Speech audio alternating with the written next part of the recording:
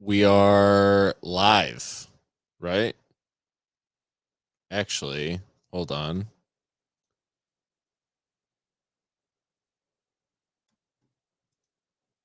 I need y'all to let me know that you can hear me. Hold on.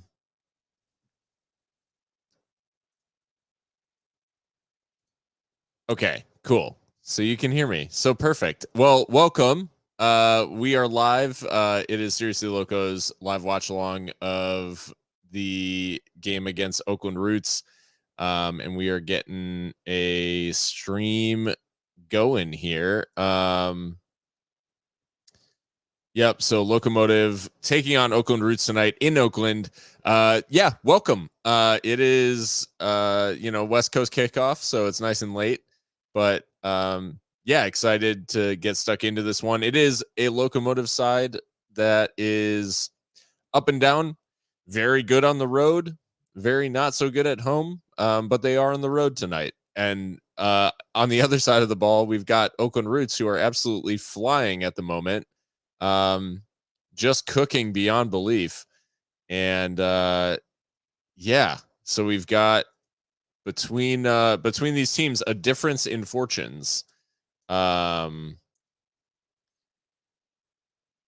I am just getting things pulled up here because is it just me or we are on Golazo tonight? So we are on CBS. So for those who are looking on CBS Sports, we're on um, whatever other thing, CBSSports.com, Paramount Plus, Pluto TV, I think, are the ones where you can get the Golazo network. And yeah, so tune in, lock in, and let's get it rocking. Um, Little graphic on the screen here of the before and after of both teams. Both of these teams, sort of the wrinkle here is that Oakland and Locomotive both changed managers as we welcome Mika Burrell. Mika, how we doing? Yo, good. How are you? How's Doing everyone? well. Doing good. Are you aware that we are on Golasso tonight? Yes, I was like poking around for it because I saw FOTMob said Paramount Plus. I was like, okay. That's the It's one. always like a little tricky because it doesn't always say like USL Championship, but yes, I found it. So All right, the we're in. picture Um is looking good. So Good stuff. Good evening, everyone. Thank you guys in the chat for letting me know that my mic was working and letting us know that we're on Paramount Plus. And good evening to all. We have a loco in the chat too because I tweeted earlier that I was in a little bit of a creative funk or I something to that, saw that. and and Mr. Eon in the chat suggested I use drugs. So hey, good advice, chat. Good advice. No, so Mika, I guess the interesting thing is last night in the episode we talked about what could happen lineup wise with the departure of Liam Rose. And we actually got a handful of more changes than that, actually, with a couple of other folks coming into the side as well. Yeah, I mean, it was a quick turnaround, obviously, from the Saturday match against Phoenix. So, I don't necessarily blame Wilmer for thinking that he needs to rotate a little bit more. So Edo Borelli checks in for Nick Hines, and then Nevada's makes way for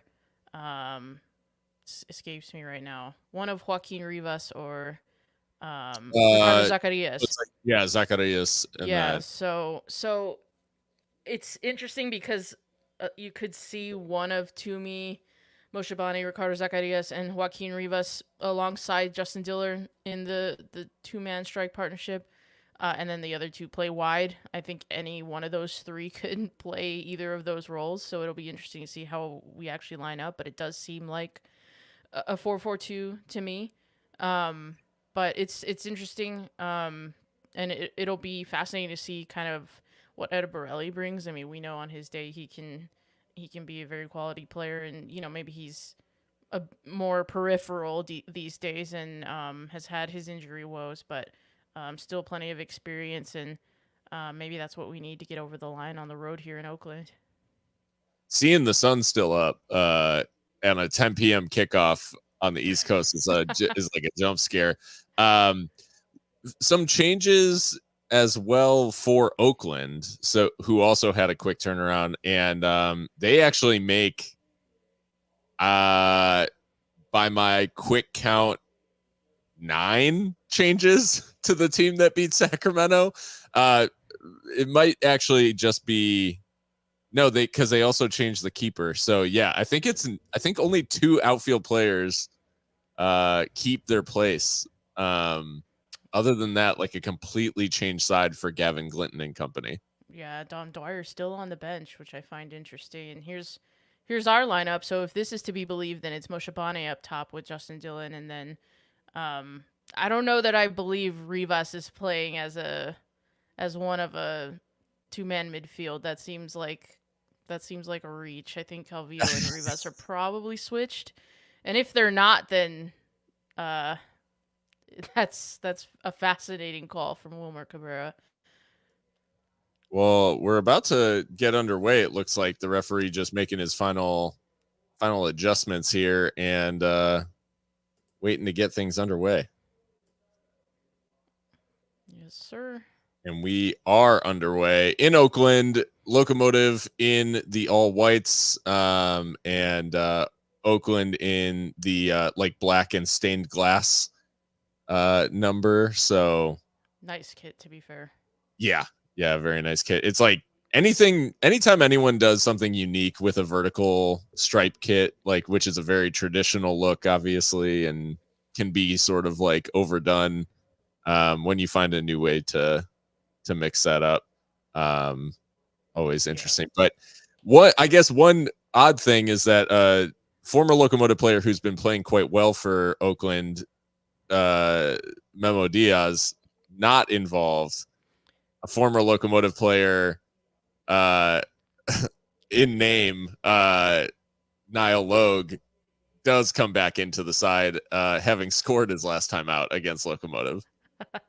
Yes, Niall Logue, the center back who never made an appearance for us, but was heavily involved in the marketing of our Adidas kits. So yeah. That's his legacy at El Paso Locomotive. But he's been around. I mean, Memphis, Hartford, and now Oakland. Perfectly serviceable defender at this level. Just hasn't really like settled in any one place. But we'll see how he does tonight. I will say, having watched back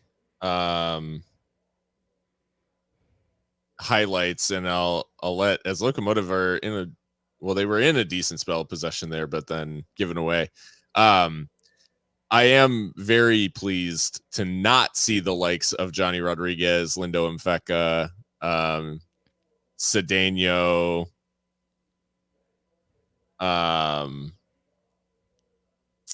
and Trayvon Reed. And it looks like Reed didn't make the bench either, whereas Cedeno and Rodriguez did. And Mfeka, in fact, is not on the bench either. So maybe some injury problems coming out of that Sacramento game. Well, they did exert themselves. That was a 5-goal thriller, right? So yeah. It does look like Eric Calvillo is playing that right central midfield position. So Wilmer hasn't gone as experimental as the formation graphic would have led us to believe. Good evening, everyone. And Jake Konecki, I get so jealous every time I see their stadium. I would say it's there's a lot of room for this stadium to grow. I think is sort of the, like, it's got one big stand and the rest of it is sort of like this like scrub brush around. So interesting that no injuries reported for Oakland, because they have some big names, in my opinion, missing from the squad completely. So maybe just we had Stauffer, Moreno, and Tony Alfaro there. Did I miss something? When did Tony get injured? That's a new one for me. Okay. I don't know if that was a training injury or I know he recently celebrated a birthday, but I didn't know he got injured. So that's not Was great there a news. Richie Ryan style pool party for Tony's birthday? If you know, you know. Oh my word. The halcyon days of Locomotive, where it was just the lads, Yeah, just pure vibes. just a bloke core or whatever the fuck. uh, Yeah, we've very much de-anglicized the team, huh? yeah, Used to be very, very British Isles, but yeah, yeah. not these We had a days. Brummy manager, and we had that core of English players who sort of adopted Logan Ketterer as well. Right. We were just missing a Welshman. We had everything else. That's true. That's true. We had all of the kingdoms of the UK Right. represented. Right. Plus Ireland. Yes. I wouldn't dare Right. wouldn't dare say. Just wanted to make that clear. Oh god. It's a nice move here looking for Rivas and just came off his heel a little bit. This might fall kindly though. That's a goal. That is a opener for Justin Dillon on the There we deflection. go. Tons of luck about the way it came about, but the move itself in the buildup was very, very slick, and it was just a little bit of that pressure, sort of like we saw, I guess, not dissimilar to the opener against Phoenix. A little bit of pressure leads to a slice of luck, and it falls very kindly for Justin Dillon, but he makes no mistake, Yeah, and he's good. well on side as well. Well on side and good reaction, good instincts to get on the rebound. Um, who is number 3 there? Because that's just a woeful clearance. But sometimes you got to get It's the bounces, right? And It is. It's who you want. It's who you think it might is that be. Niall Logue? Oh It's my not. word! Yeah. Unlucky. Unlucky. FODMOB has it- Niall on the wing. That's insane. Okay. yeah, that's not accurate. I Um, start as you mean to go on, please. That's what I would say. yeah, Is this because I just don't want this to turn into one of those "did we score too early" type deals? right. Did we score too early, or did we try to defend a 1-0 lead for 87 minutes or whatever, or 85 minutes? Right. But I do love that the psychology behind an early goal, though. I mean, settle the crowd down and you know. Yeah. No, and And I would just said on the podcast that I was really hoping for Justin Dillon to break his mini duck. So yeah, a good on him. quality finish. I mean, one you definitely expect him to score, right? And at the same time, it's not there are no gimmies as now it's Brandon Craig's turn to make a little bit of a mess of that, and luckily it's been dragged wide by NG. Oh my goodness, I'm just so happy NG is left-footed in that situation. Yeah. Yeah, if That's it was yeah, a inverted winger, would have been in trouble, but yeah. Brandon Craig just misses the ball there. Doesn't even really get anything on it. Just yeah. overshoots it. The That's a let off. yeah, big let off. And I mean, if you could say one of the things that we've known Locomotive for these past couple of seasons is getting ruthlessly punished when they make mistakes. And Right. so far, we've got like a +1 mistake mistake conversion differential. So yeah, I think best the predictor of future behavior is past behavior. So yeah. And yeah, the not so bold prediction exactly. Yeah. I think what will be really the most fascinating thing tactically about this match is seeing how the Akinyode Calvillo pivot Yeah. functions because in the wake of the departure of Liam Rose, it's so imperative that that works out the gate. Absolutely. And you know, I think we both agree Eric's been like weirdly thriving out wide. Mhm. But I think with the defensive responsibility that Bolu has and the Yeah. instincts that he has, I think Eric can still be effective making those late runs and Big set piece augmenting the here. attack. Yeah. Big set piece here for Locomotive and Calvillo and Moshabane over it. It was a handball given out there on the wing. So they'll deliver it in from the left-hand side. It's Calvillo's feint, but Moshabane still waiting to deliver it. Does go far post, but Blanchette claims it quite easily. A little bit of a disappointing delivery in the end. Yeah, but I do like that we're keeping the pressure on. Yeah. And it is, I think it bears repeating, like just how good Oakland's form has been. So it is important that that you take away their confidence when able, but they've worked their way into the box here and forced a save from Pascal. I think it was Michi Knight or Cherry with the strike in the end, the Haitian. Yeah, can't let Sherry turn the way that he did in midfield. That's um yeah, luckily Pascal is able to rein it in and it doesn't lead to more. But Yeah. yeah, that he was allowed to turn way too easily in midfield and then he was in. Yeah, it was weird too because it felt like we were sort of out of shape in that Dolan. Like Craig is the one in the vicinity, but he's the central defender on the other side. Yeah, So it started just with a a little good bit out pass of out of shape. the back from Not to be fair, Yeah, just right up the gut. One of those high risk, high reward type moves, but um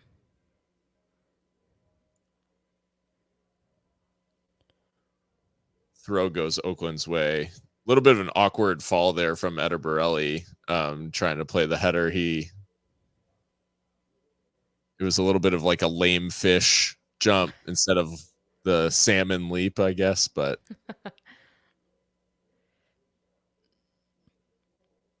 nice win of possession. And Justin Dillon does some good work. And now it's been played into space for Zacharias to chase down. I I think if he actually gets on the end of that, he probably gets whistled for the foul for the shove in the back.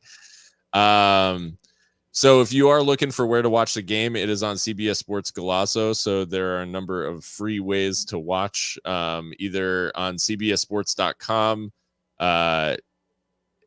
Paramount Plus. If you have the app, you don't need to like have a subscription, I don't think, to watch Golazo.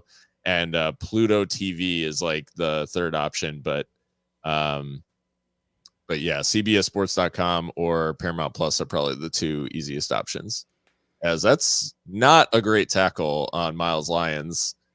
Um, I don't think he knew he was there, but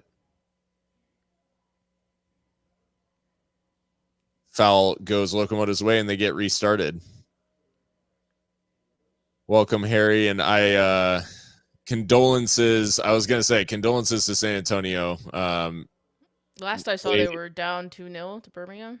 ended 3-0, I think. Okay. So yeah, conceding three goals against Birmingham, we have that in common recently. So Twinsies.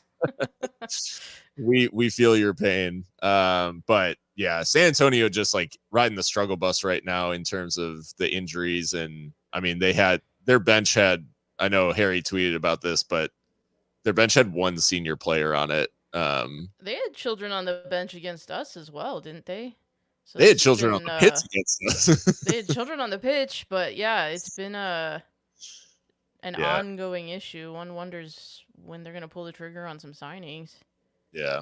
That that roster is thin, unfortunately. But on the plus side for me, my USL show prediction lock came in and it's not even Thursday. So Wow. Pasquale really brave to get out way past his box Yeah. and had that. That was weird though. Like, why did we all of a sudden just get torn apart? Yeah, it all happened in like slow motion. Yeah.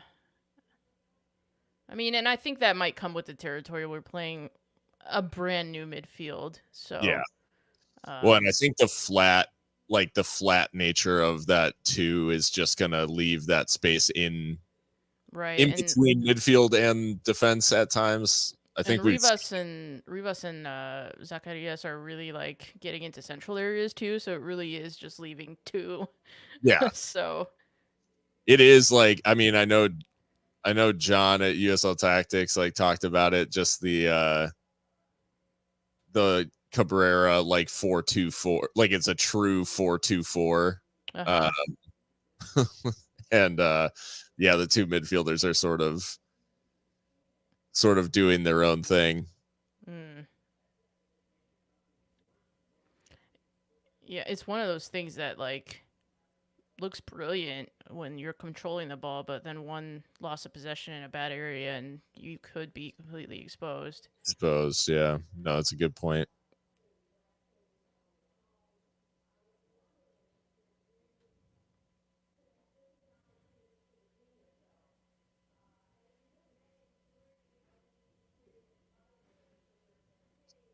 I'm surprised. I thought in the CBS Sports you just opened it up. Yeah, and Galasso is like genuinely free. I'm not like trying to be weird about that. There's no like subscription required. It is like if you go on cbssports.com, you can just watch it. There's no like cable login or anything required.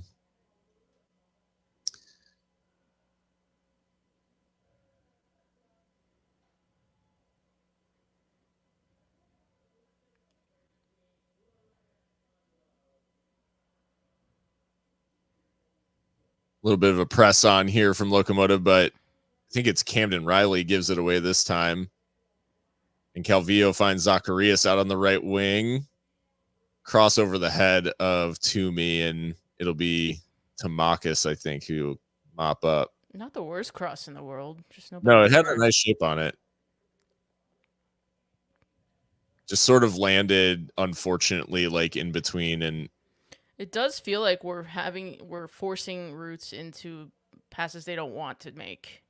yeah,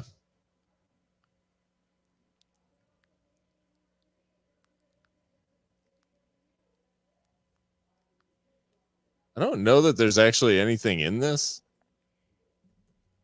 It's like that was a very weird moment.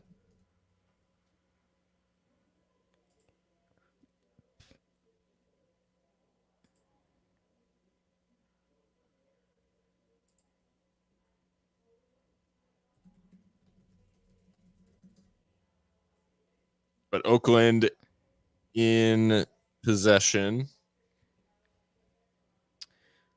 So Throwing Miko's into the weather game. update: 60 degrees in Hayward, California. Oh man. Winds at 14 miles per hour. As you can see on the far side, the flags are waving themselves, and humidity at 72%. So not terrible conditions, and like a full Yeah. 40 degrees colder than it is in El Paso. Well, I was gonna say, like, especially since the Tempe kickoff on Saturday was 101, I It's think. just wild.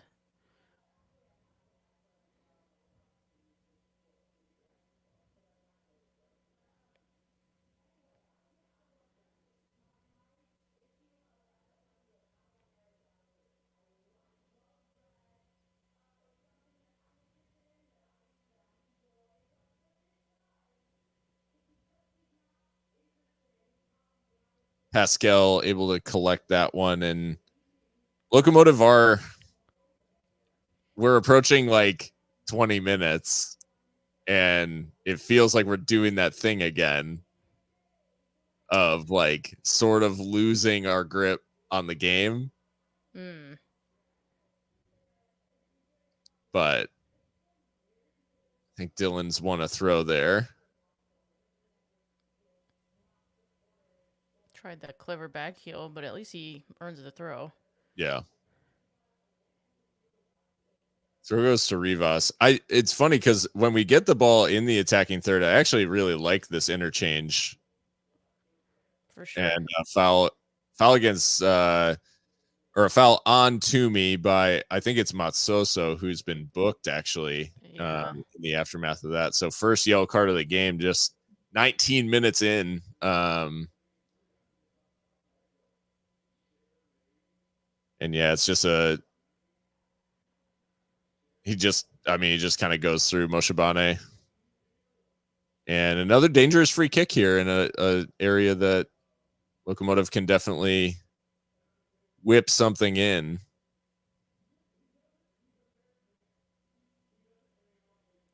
See who's over it.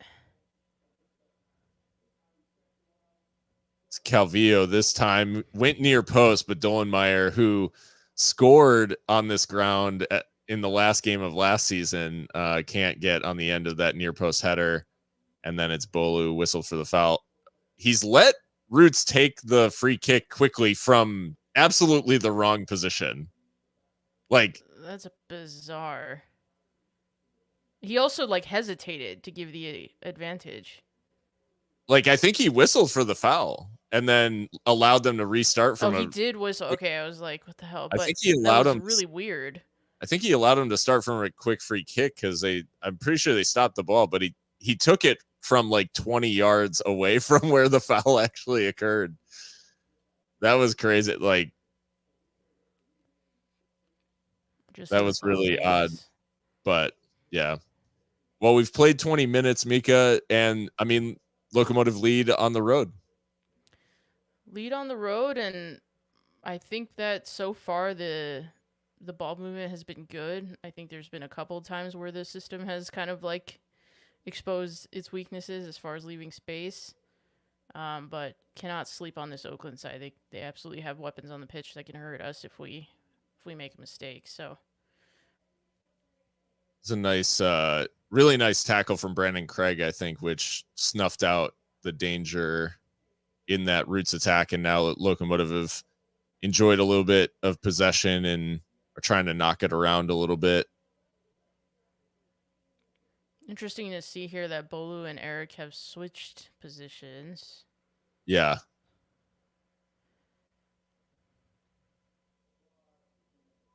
little bit of a press now coming from Oakland, and it's interesting to see. It looks like they're treating Bolu as the press trigger. As a press trigger, yeah. Which is funny because he's got like the biggest frame on the pitch that isn't Dolenmeyer, so he could probably protect the ball and draw fouls. Yeah. But maybe we won't have to. Maybe we shouldn't test that theory, I guess. Right. It does. It does earn Roots a throw, and Locomotive win it back in the end. Acrobatic there from Miles Lyons. Yeah. Putting himself about.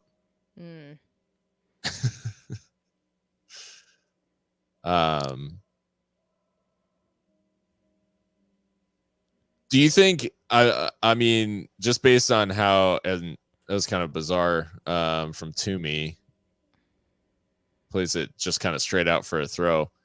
Dylan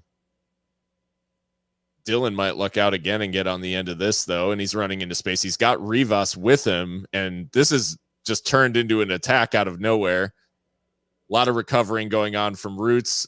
It's Moshibane into the area, and then it's actually Dylan whistled for a foul against Matsoso, which I think this is actually a pretty bizarre decision. Bizarre decision, but also kind of hope that Justin Dylan sorts his feet out there. Ooh, yeah, he does trot on him, so yeah. Oh, yeah, okay. I can see why. Obviously no intent there, but yeah, it is a foul. Fair play. So I'm looking at this 11. Well, at both 11s. Do we actually have more Californians on the pitch than Oakland do? Ooh, that's an interesting stat. We've got Justin Dillon of Rancho Santa Margarita. Yep. Calvillo is he from Sunnyvale? No, I don't remember. He's definitely a Californian. He's definitely a Californian. And then Noah Dolenmeyer, I think, is a Californian too, right? Yeah, almost certainly.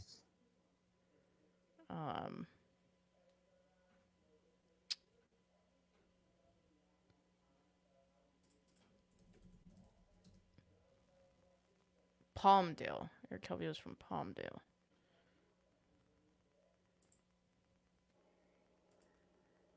And Dolenmeyer is from Thousand Oaks. Does that sound like a place in California? I do think that's like greater LA County, maybe? Thousand Oaks? Yeah. Well, and based on the fact that literally every single soccer team that he played for before he played for Locomotive was in California. Oxnard college ball College, too, right? Cal State, Fullerton, Golden State Force back in, I think, NPSL. And then Cal State, I don't even know what that is. Oh, Cal State San Bernardino, and then LAFC. So there we go. The Californians, if anyone, yeah. That I do actually kind of love that SNL skit from back in the day.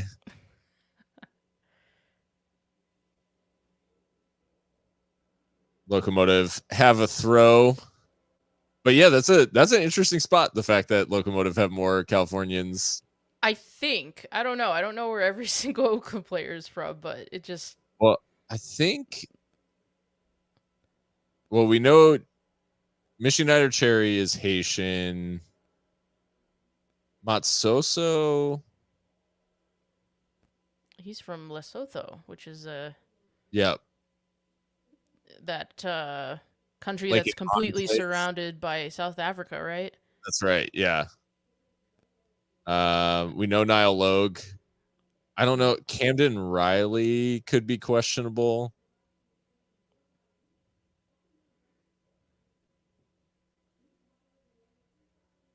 As Tamakis onto this.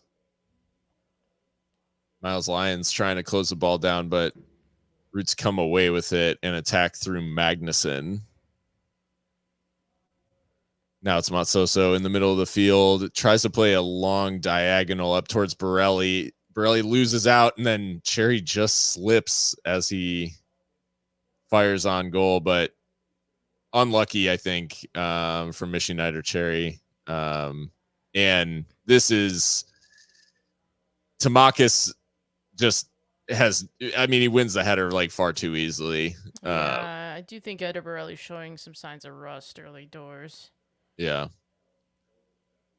I was gonna ask actually at one point. I mean, I think it is kind of clear, but we have to think that Nick Hines, if you just went off of the last performance, obviously we don't know what happened in training or anything like that, but I mean, based on Phoenix, you'd almost think like Hines would be nailed on, but it feels like he has actually probably been rested for this game, like rather than being dropped for any sort of performance. Yeah. I think there was just rotation for for the sake of the quick turnaround and the travel.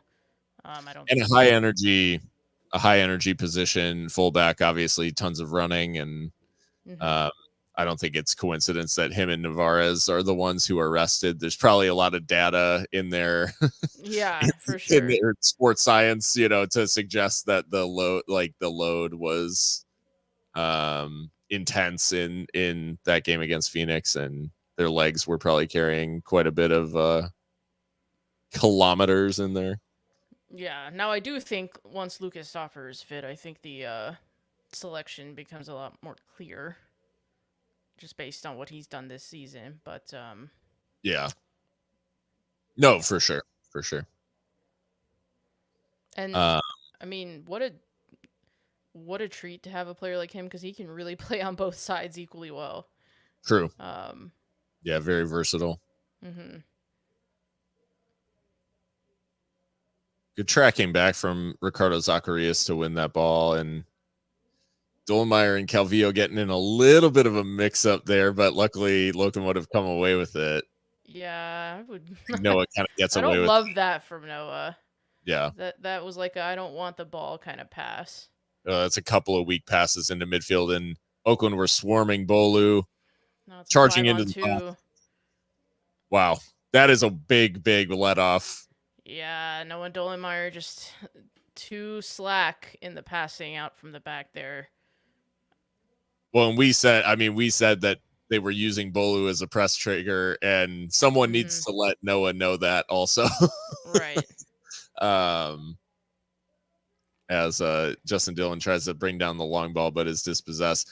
That I think was just like tempting fate, because it was 2 times he tried to play like sort of a cute short pass right in the middle of the field.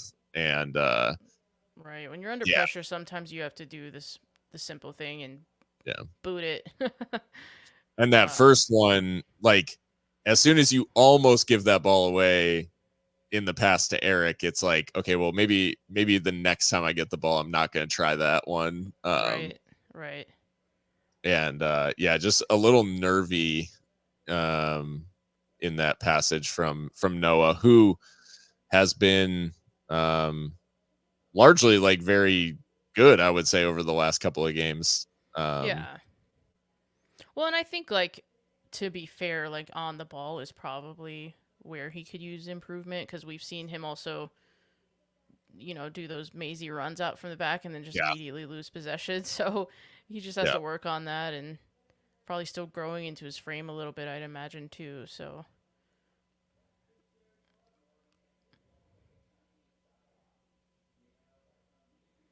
Matsoso is a menace. Like, he never stops running. Zacharias that was a nice little outside of the boot touch around the corner, and then ends up in a locomotive throw. But yeah, for all Ricky's limitations, he has some of the best, like, instinctive moves that I've seen from a locomotive player. He can pull off some things that are really quite aesthetically pleasing from time to time.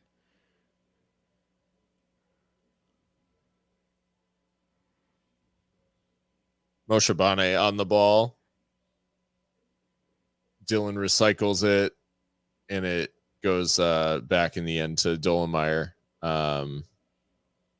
This time will play a big crossfield pass, but out for a Roots throw. So yeah, not the best 5 minutes from young Noah. No.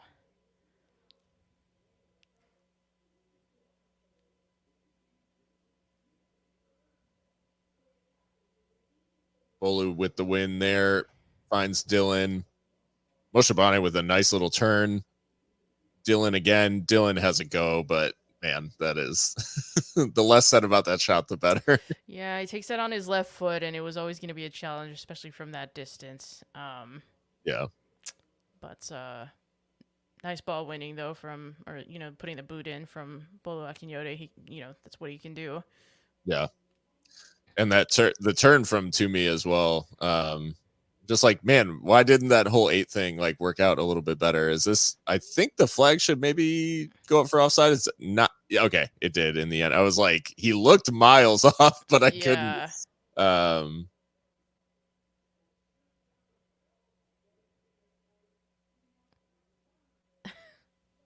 Yeah.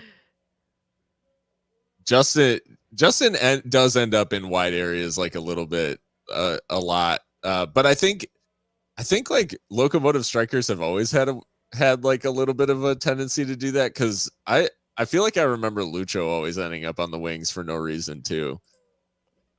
Yeah. But some of that was him being forced to run the channels under Hutchie Boy. They were like, Lucho, we've got big wingers. I think. Yeah, I'm trying to think of like a tall. Even Perisic. Yeah. He's like 6'1", and has been fabulous on the wing for his clubs and for Croatia.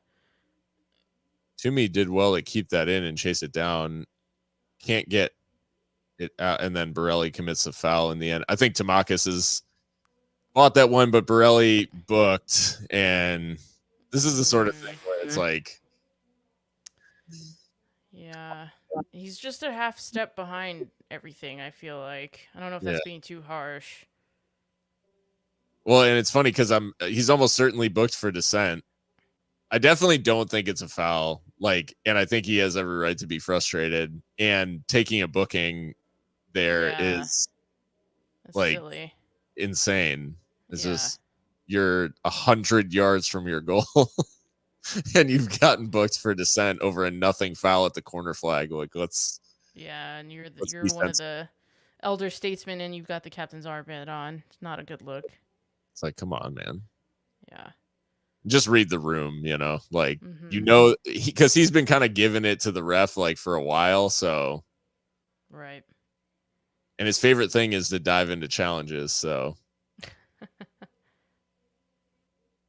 doesn't leave himself a lot of room for error. Noah Dollenmeyer is just not instilling too much confidence tonight.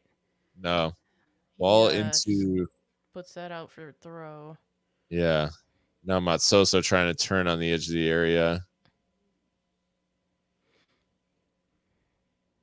Luckily, I would say like Roots have so far struggled to, once they get the ball into Locomotive's attacking third, like there's really only the 2 times that they got Cherry into like decent shooting positions. Mhm. And the rest of the time it feels like they're just struggling to like end the move in the right area. Like they kind of get stuck out wide. Which credit to Locomotive for, I think they are funneling Roots like out to the flanks essentially, Right. um and then they have the likes of Zacharias and Lions putting in the work out there. But this time in G's skipped past a challenge, and in the end it comes in from Dolenmeyer, and referee says fair enough. Now Rivas looked off the chest. There were some half-hearted appeals, but then a weak crossfield pass from Toomey.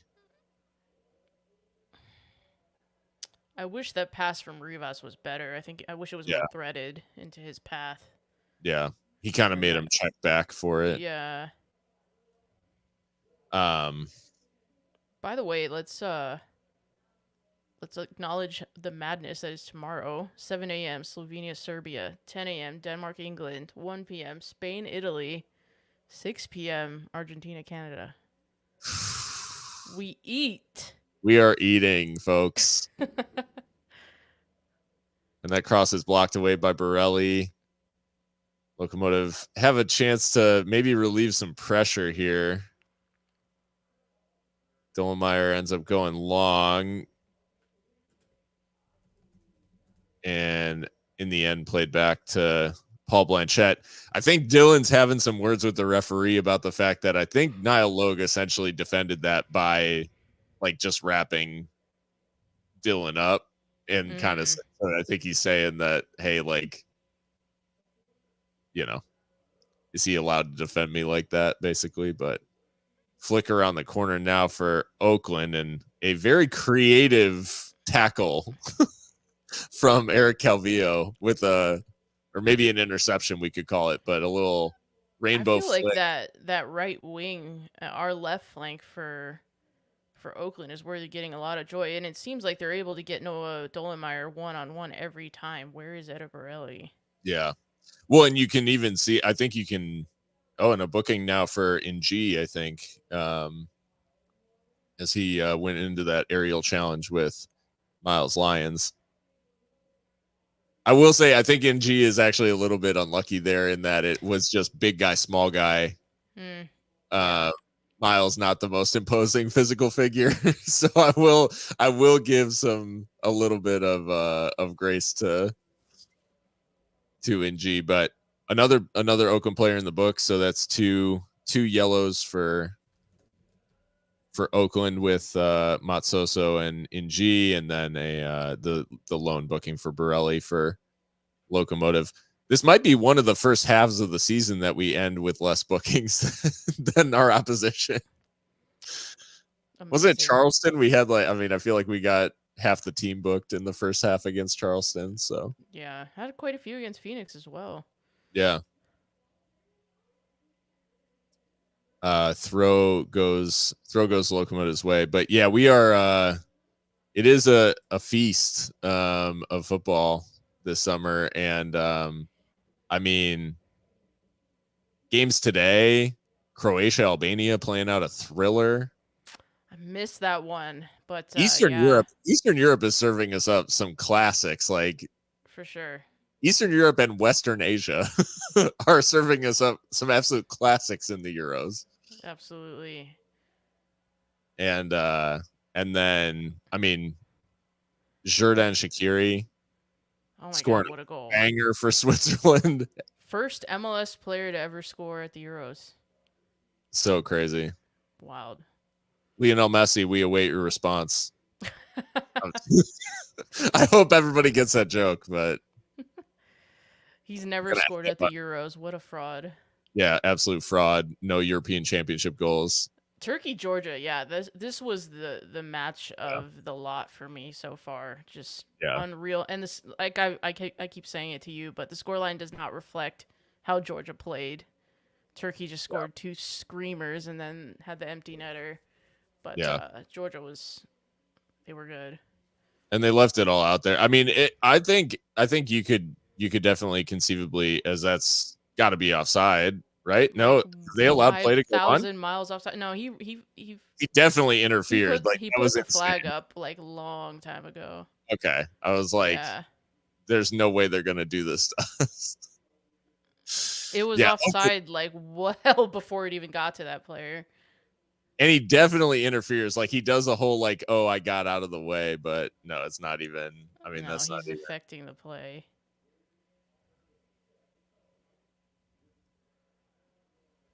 Anyways, so Oakland put the ball in the back of the net. The good news, it was well offside. And yo, did you just see this guy with the sousaphone in the crowd? Yeah. Holy shit. There's no way they're showing this replay again. Like this is not controversial, and you simply can't make it so. No. They're still analyzing it like it was a good goal. Like, bro. That's crazy. Is it Watson Kerr? I'm not listening to the. You know what? I don't think so. It's it's not enough yapping for it to be.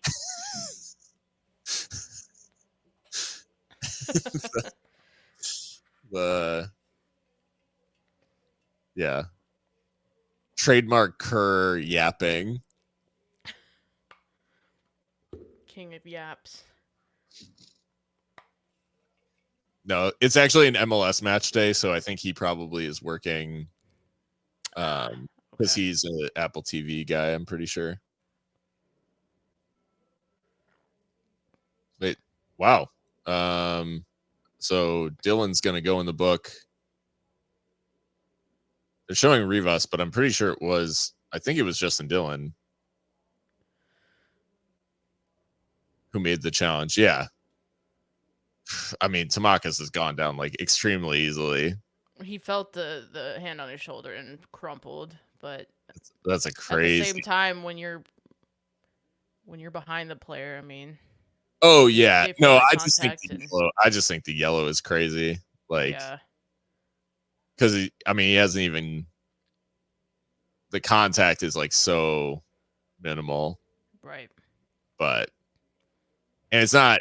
I mean, yeah, he's like going forward, but it certainly wasn't like stopping a promising attack or anything like that. I mean, no, it's at the midway line, like nothing's doing there. That's more like it. From Borelli there, yeah. Vintage. Just the sliding interception and out for a throw. But Oakland finishing the half with some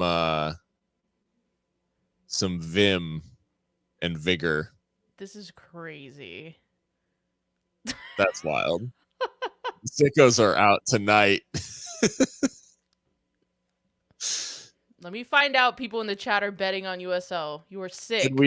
midweek USL Championship gambling is like, you know how it's like have a gambling problem ? It's If you're have a betting on gambling problem! ! if you are gambling on midweek USL Championship action, that is an exclamation point at least, if not just a red alarm emoji.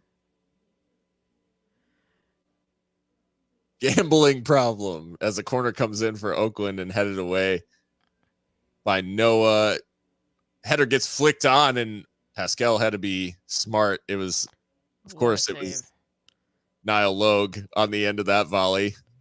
It's right at him, but still to have the wherewithal to get it over the bar. It's a good reaction. Here's what I'll say. As long as, Jake, as long as you set aside money each month that you're prepared to lose gambling on USL Championship, then we're good. Oh, and Oakland find the equalizer. Matsoso, the central midfielder, was the second phase of the initial header came out from the corner, and Matsoso just strikes it clean into the bottom corner. And 1-1 right before halftime. Basically, I mean, you couldn't have drawn up a worse situation. Locomotive scoring early and then conceding right before the half.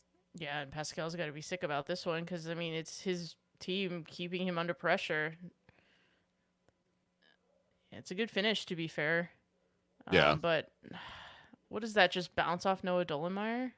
Yeah, I think he just is sort of half-hearted in the clearance, and yeah, not good. And Niall Logue was really giving it the big one too down there, which is crazy. But well, we know the kind of personality that he is. Well, now Eric's giving the ball away.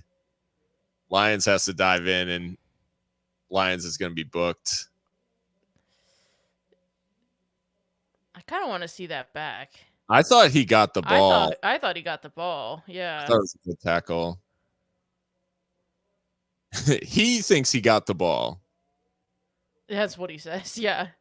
Let's see this again. Oh, I actually do. I mean, I think the angle is what ball first, but yeah, where the referee is standing, I don't think he sees. So, yellow card for Miles Lyons, unfortunate. We're gonna come back to this. Trust and believe. That's unhinged behavior. Hey, we're your friends. Not to be like,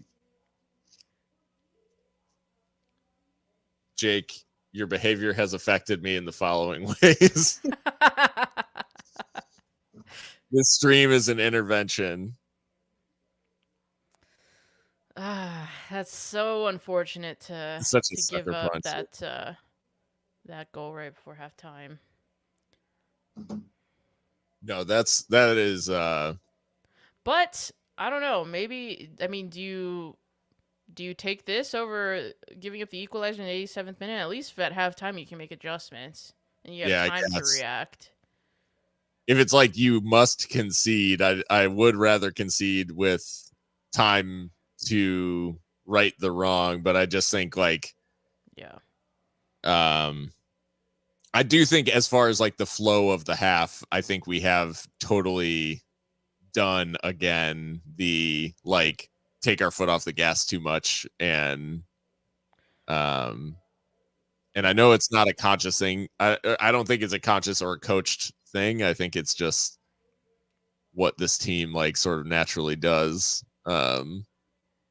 Or they sort of allow teams to get back into games. So 1-1 at halftime, and Justin Dillon's opener all the way back in the 5th minute cancels out by Matsoso's equalizer in the 43rd. I mean, Mika, it's a sucker punch to be sure, but one of those where it's like if you invite enough pressure, eventually it'll tell, right? And it in this case, it just it didn't take quite as long for Roots to make the pressure tell as it did Phoenix the other night, like you said.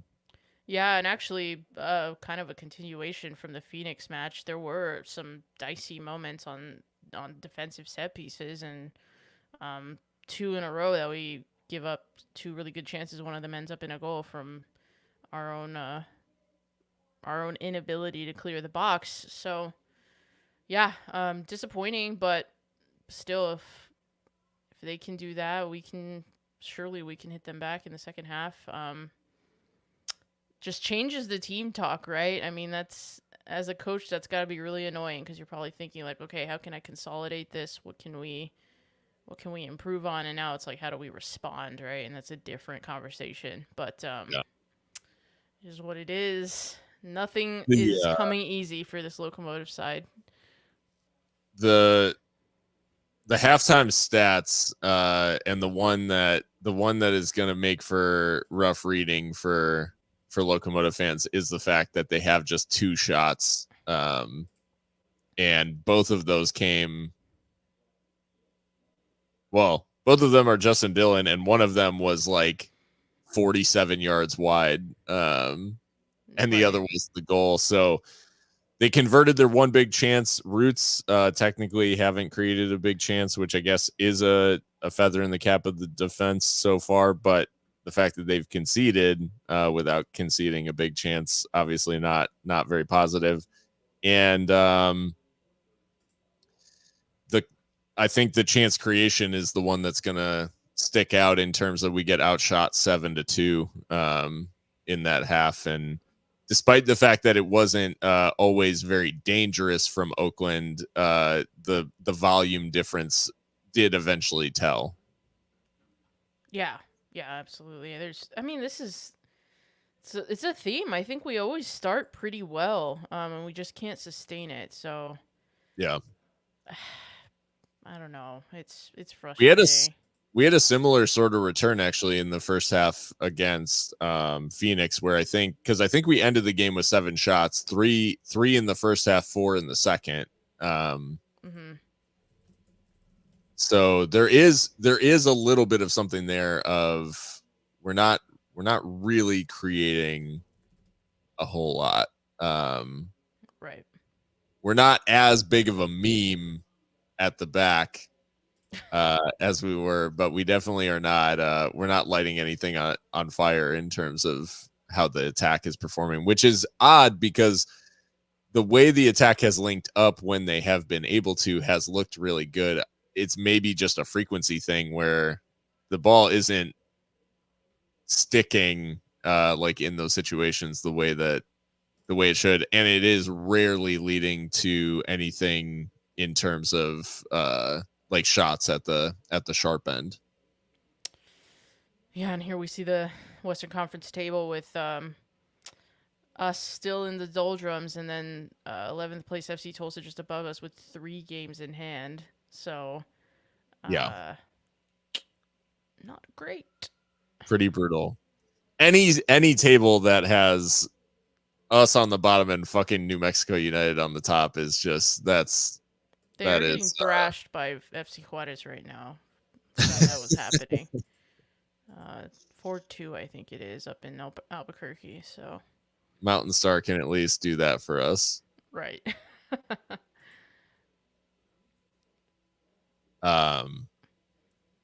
Well, yeah, like you said, a little bit of I mean, it is a big change in terms of the team talk, but what is I guess, what's the message at halftime for these boys from Wilmer? And then 2, is there anything based on the bench that Locomotive do have? Is there anything that you'd want to see early in the second half to try to grab all 3 points? Yeah. I mean, I think unfortunately Noah Dolemeyer is having a bizarre night. A couple bad passes. The ball ricochets off him for the goal. Edo Borelli's not helping him much in defense. He's finding himself one-on-one, and our captain is on a card. So, I mean, I'd really be focusing the team talk on the defense and how they just need to play more as a unit. But as for any changes, I mean, I think Borelli's eventually going to have to make way just because of the card and, his, I think, relative lack of minutes. I think someone's going to have to come in there. Miles Lyons also on a card, but has an assist, so he's doing what he can, and I think he's actually, of everyone in the backline, he's probably been the best. But yeah, I mean, it's just about staying focused, and honestly, there's nothing aside from like some of these individual errors. There's not been anything that I feel like needs to change personnel wise at the half necessarily. Yeah. If it's still more of the same come like 60, 65 minutes, then yeah, absolutely make a change. But no, these players that the 11 that are on the pitch right now are capable of more. Yeah. No, totally agreed. Talking about the schedule and the fact that we have this weird situation where Tulsa and New Mexico have only played 13 games to our 16 when we all play on AAA baseball fields. I think it has to do with the fact that Locomotive choose to front load the games, like that crazy stretch we played at the beginning. If you will, if you all cast your minds back to the worst time of our lives as Locomotive fans, that opening stretch, I think it's essentially the difference between like we elected to front load, where I believe New Mexico is probably going to play a busier like tail end of the schedule after the baseball season's over. So that would be my guess. And I think there was a season, I can't remember if it was for COVID reasons or if it was post, like in the first normal season after COVID, the Hutchinson season. Didn't we play like some stupid amount? Like I feel like we played like 7 games in October or something like that, like something crazy where Yeah. we No, played I like think you're 8 right. games I think in, it is a choice by yeah, Dawnstar to, as you said, front load. where it's like we front load. Now, is that the right call? On 2 seasons of 3 losses to open the season and a lot more this year, but like, on that evidence, it might suggest that, hey, maybe front loading isn't the move, but that is what they've chosen to do. Right.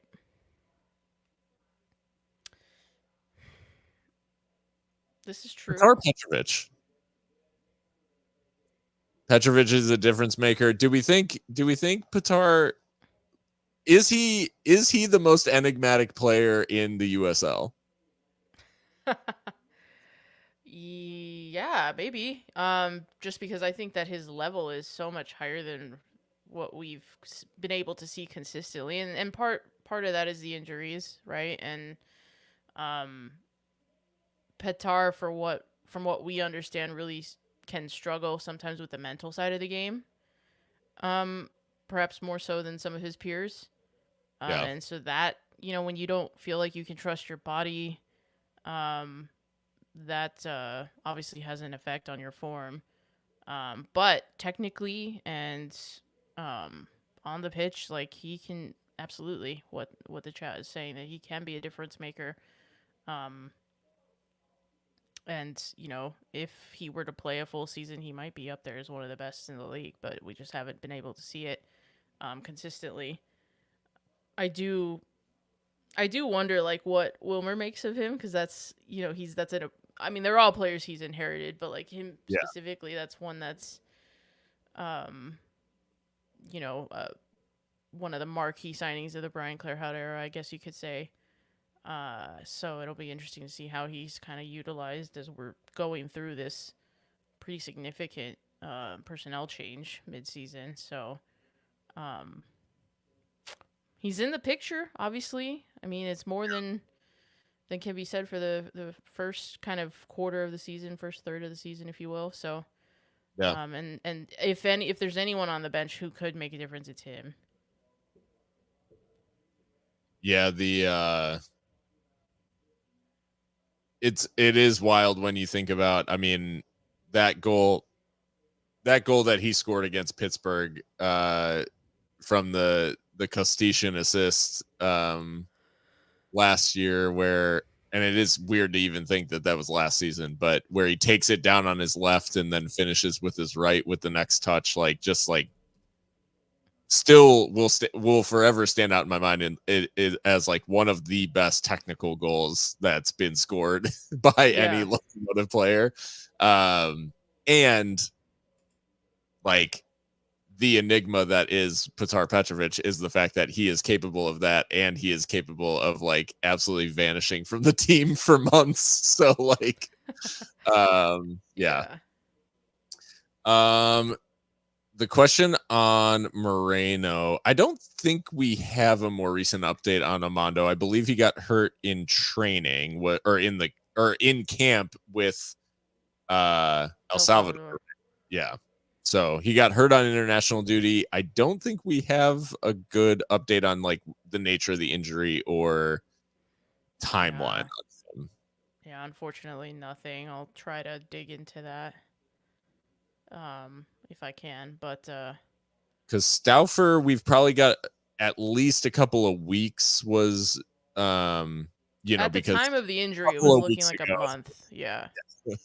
a couple of weeks ago it was a month, so we probably got a 2 or 3 weeks left on that at least, because that was like hip flexor, I think, was Mm.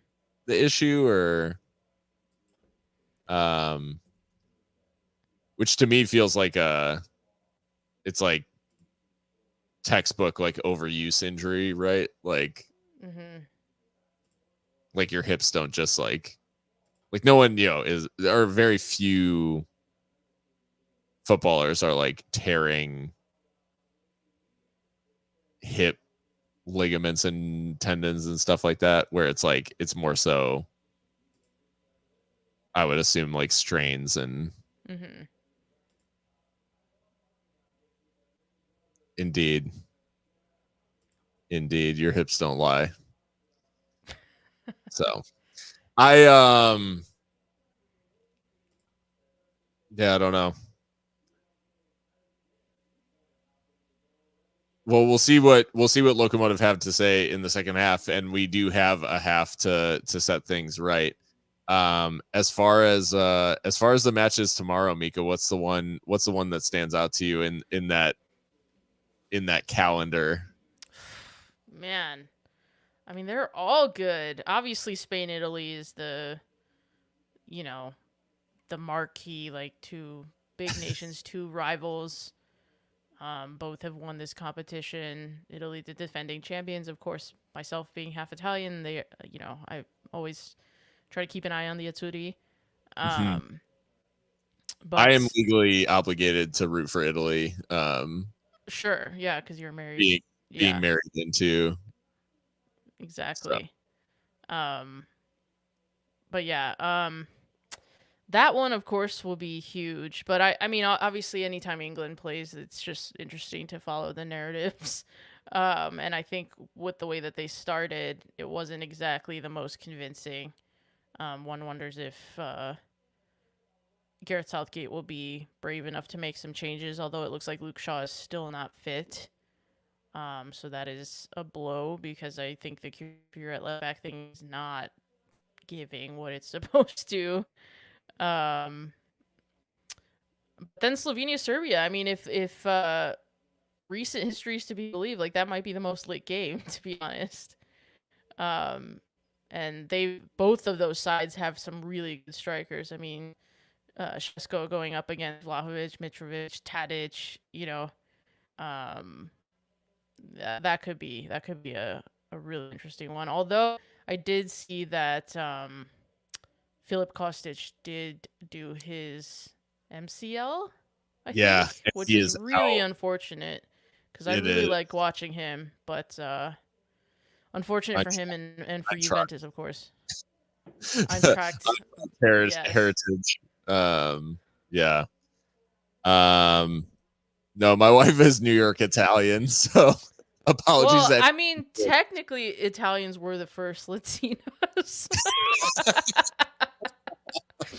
I mean, they like made Latin and shit. Latin. So I mean, yeah, and she is certainly, as we are underway in the second half. She especially in El Paso, her Mediterranean heritage, like she tans extremely well, and she so she was definitely like, I mean, when we lived in El Paso, she was definitely getting Spanish first at like a lot of restaurants and like the stores and stuff, which she actually is quite like competent in Spanish, not fluent, but like mildly conversational. So nice.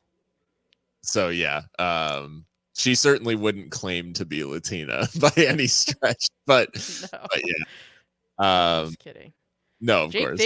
they brought 4 Palace players. I know you're sick. And Jake, I hate to break it to you, but Mark Gahey was probably the best player on the pitch for England. Like, he's the reason that they got out of there with 3 points. Yeah. Now, I'm not saying that Lewis Dunk couldn't have done a good job. I'm just saying that Gahey did do a good job. So I'm not trying to rub it in. It's just the truth. Well, in the meantime, our down bad club is playing. So They are. And Navarez actually, wow. So a double sub at halftime, it looks like. Navarez and Hines. damn. Both coming in. So I mean, it definitely suggests that it was just the legs that he was concerned about. And I mean, kind of ruthless, especially for Ricardo, because I think he's a little unlucky. I mean, he didn't do anything Nothing wrong. that he was doing was bad. Yeah, and he was putting a lot of work in, it felt like. But yeah, Borelli and Zacharias off, Navarez and Hines both in. The Borelli change, I mean, you mentioned, I think the booking just like puts him on, especially given the fact that he is maybe showing that he's a step slow, and like that's just like you're tempting not helping out the defense really. Yeah. And this Oakland team with all its pace and athleticism, I mean, you can't carry players. Right. So the other thing we didn't necessarily talk is Oakland are in the attacking third here. The other thing we didn't really mention at halftime is the fact that they do have, for all the changes that they made to this team, they do still have Johnny Rodriguez and Hesiel Cedeno on the bench, who have been in really good form. So they've got options to change the game as well. But so far, Locomotive the first to make the change, and as that soccer ball just nestles into the bushes there. Someone's gonna go fetch it. Yeah, the ball boy having a bushwhack out there. Occupational hazard. Michigan United Cherries down the left flank, tracked by Brandon Craig, and then checks back. Ball eventually comes to Rasmussen, but in G now forced out, and it'll be an Oakland throw. But yeah, not finding much space out there, and I think you can already, you can definitely see the work rate from Navarez. Although that flank, it'll be more interesting to see the Hines flank, if you will, because that was the one that was so vulnerable. Right. When unfortunately with Eder out there. Set balls. I think Rasmussen's just kicked it off his own man and out for a Locomotive throw.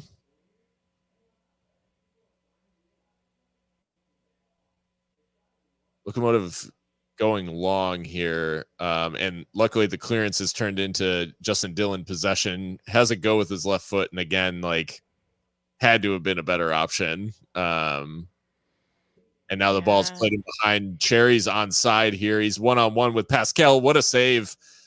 Roman Pascal standing his ground and denying Michinider Cherry one-on-one. That was quite the intervention from Locomotive's goalkeeper. And the game's getting suddenly like quite frantic.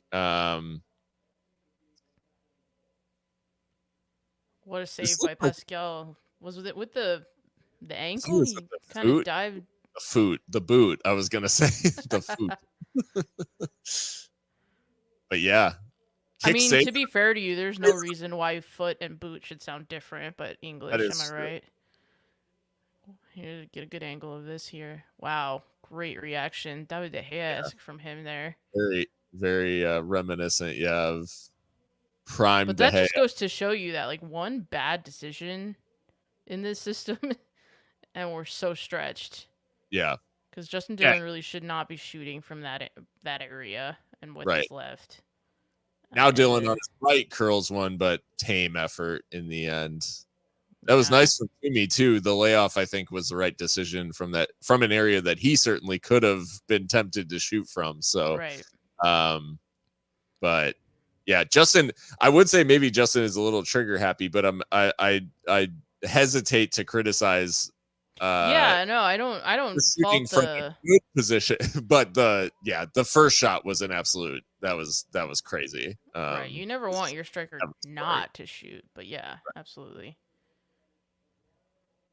No, completely agree about that first decision. And like you said, sort of the vulnerability of the system is that him deciding to shoot from there immediately led to a one-on-one at the other end, which is crazy. Right. Like your striker shooting or not shooting should not immediately impact like result in a one-on-one chance. Yeah, that's so on your wild. Keeper. Yeah. But a throw. And Garay warming up here in the foreground. A throw here for Locomotive. First time that they've spent any amount of time really in Roots attacking third in the opening 6 or 7 minutes here of the second half. But keeping the pressure on a little bit.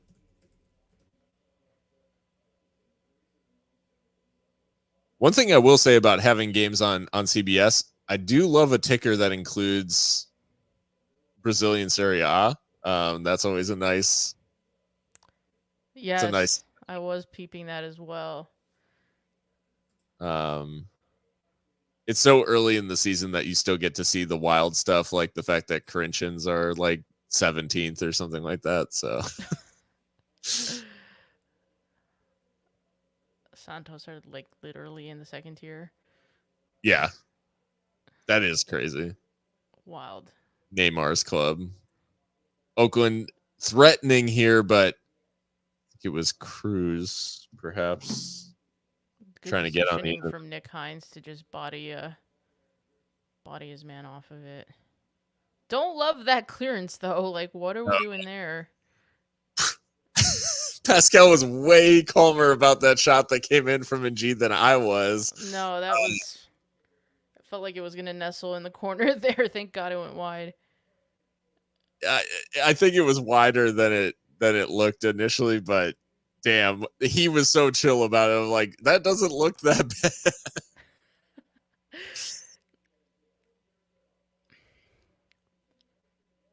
Well, shout out to Liam Rose for he popped down to the watch party for Eighth Notch tonight. As I'm sure he's still like recording his move and stuff. That is classes. Navarez has won the ball high up the pitch, finds Dillon. It's saved by Blanchett. What a pass. That pass from Navarez was crazy. And now Dolmeyer's in a foot race going back the other way and decides to just hoof it out onto the running track. Blanchett coming up big. Pascal at one end, Blanchette this time. What a ball to find Justin Dillon. And I think he actually tries to catch Blanchette by taking it with his left foot, but he could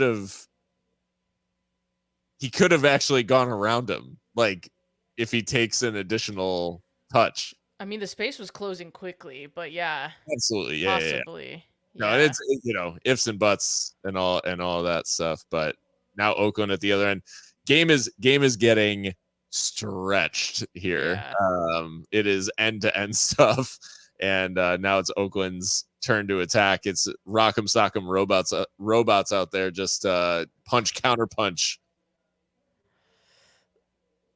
And I don't like getting into these slugfests.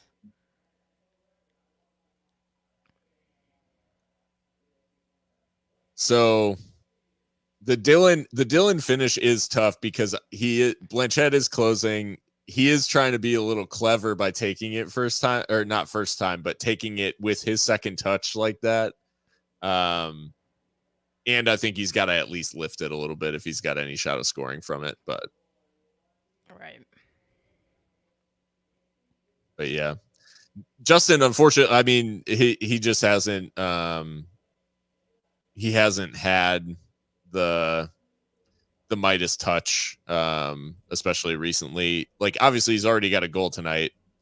And in those one-on-ones, like I think he has been, I don't know if unlucky is the right word, but he hasn't always gotten it right. And I think tonight the decision making, not necessarily even on that last chance, I would say more so the other chances, where he probably great. Look at these changes for Oakland. Yeah, Oakland bringing on the reinforcements. So Alexei of the Academy product, the least notable of the names up front, and then Hesiel Cedeno, who scored and assisted against Sacramento Republic, and then Dom Dwyer. So anyone, most people will probably be familiar with the former U.S. men's national team player Dom Dwyer. Yeah, so it looks like Camden Riley. I'm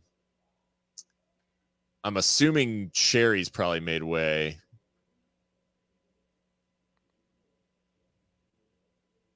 For Dwyer, but I'm not exactly sure actually. It's just really sloppy passing. Yeah. Cedeno onto this one. Floats a ball to the back post, which Rasmussen was trying to keep in, but did not. But yeah, it's just a little bit loose, and I think like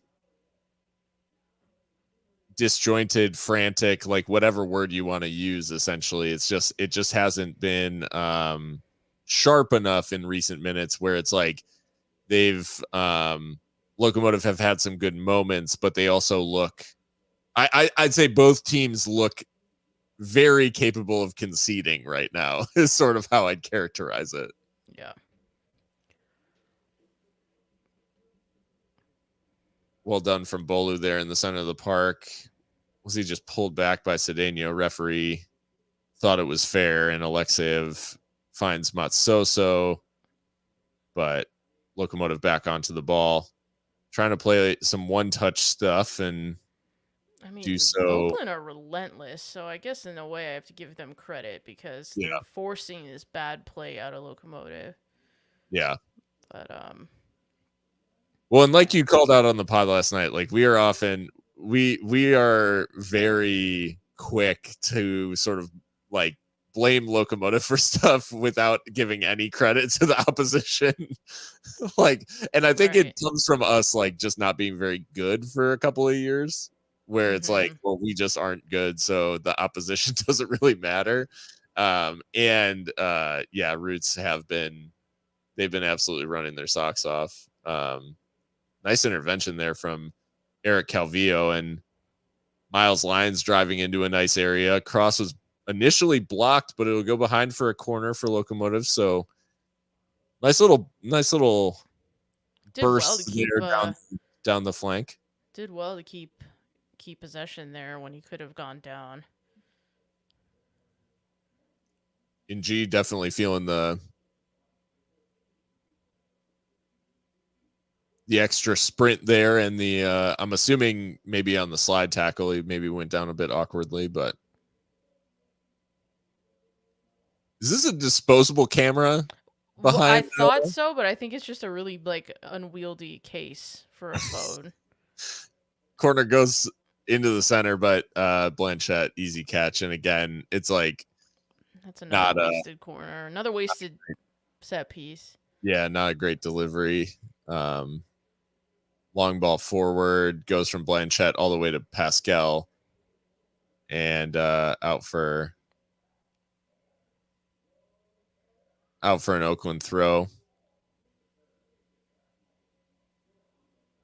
Oakland tried to play around the corner there, but luckily I think it was Cedeno wasn't alive to the idea.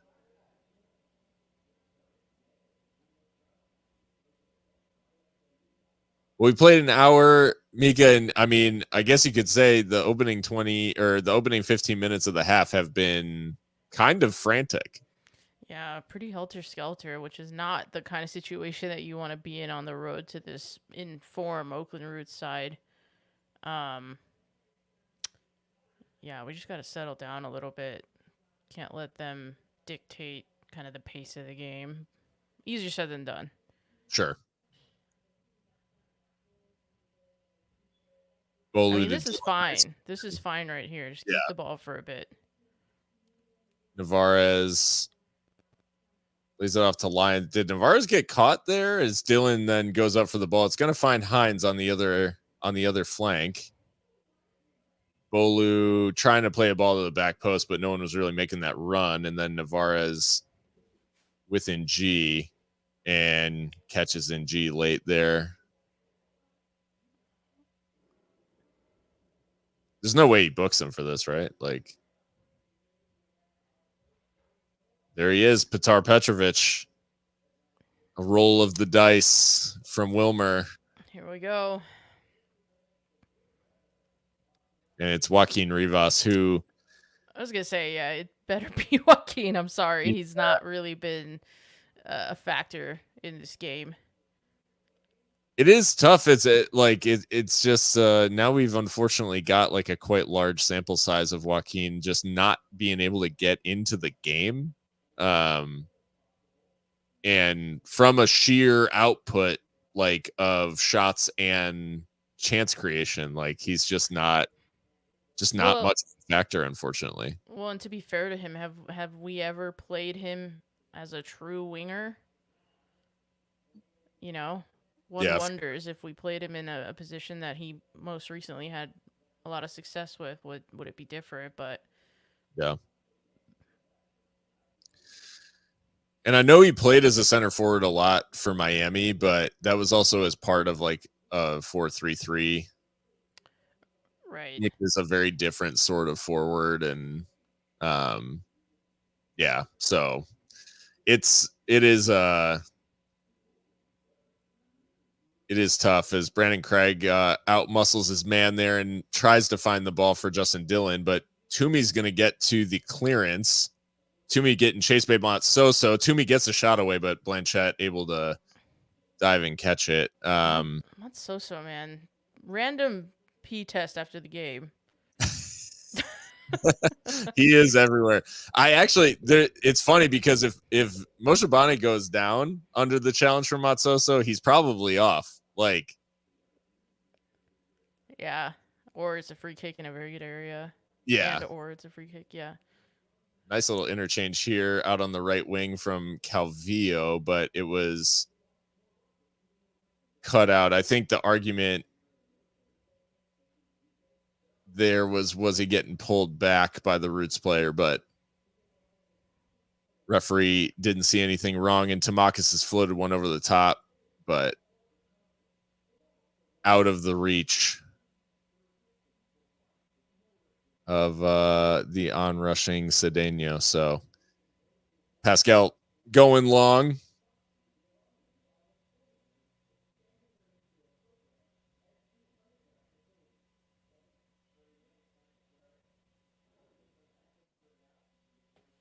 Well, still 1-1, 65th minute for those listening along at home. And yeah, so far, I guess more shots in the second. Oh, it was a poor giveaway here from Eric Calvillo. It's Dwyer, saved by Basquel.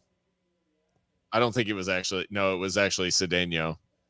I was so convinced for the narrative that Dom Dwyer was going to score against us, so Oh my god. talked myself into it. But yeah, it was Cedeno, and it was actually Dwyer who flicked it on. And that's just loose from Eric in an area of the pitch where you just can't uh you have to take care of the ball, I guess would be the Yeah. way to say that. So another let off for Locomotive, and it's not the first of the game in terms of a maybe not a big chance, but a big opportunity going begging for Oakland, and I think their second of the second half where Pascal's had to be big and decisive is Hines with a little sombrero flick and bursts into the area, tries to find the cross to the far post, but caught between two minds there, couldn't wrap his foot around it, I don't think, and ends up being sort of a half cross, half shot. Yeah, I had Blanchett wondering for a bit there. Yeah.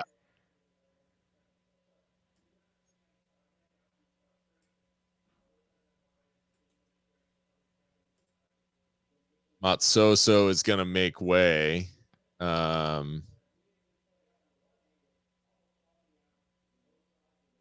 And yeah, Gomez coming on.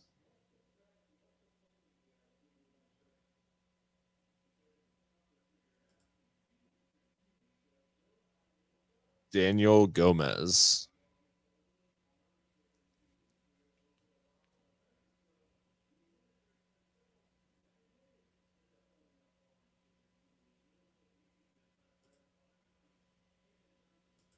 Toomey with the loose pass in midfield and sort of unforced, where he had a better option actually for a pass out to the wing. He like sort of picked the safer option and gave the ball away. Right. And there is a little bit of just like, I don't know if it's tiredness. I don't know if it's like playing in a slightly different positions or anything like that, but it does just feel like a lot of those moments have kind of been happening of these lax passes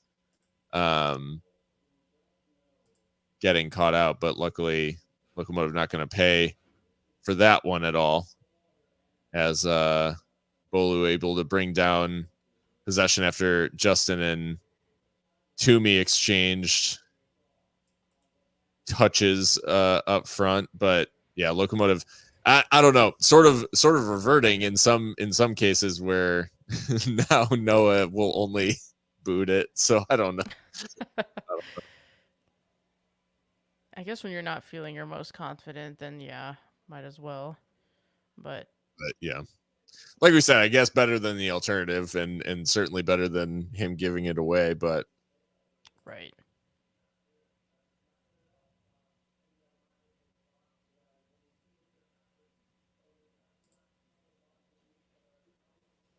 Miles trying to work his way out of trouble and eventually earns a throw.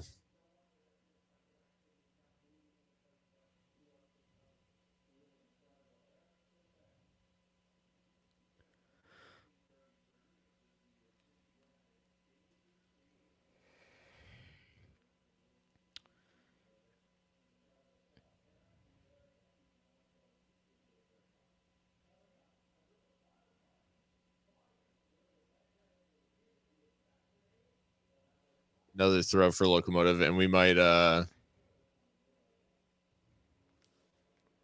gotta say, the people pitch side at the Roots game, a very interesting watch. There's some characters down there. I was just thinking, like, it's wild seeing people in long sleeves. Like, I can't even fathom. Right.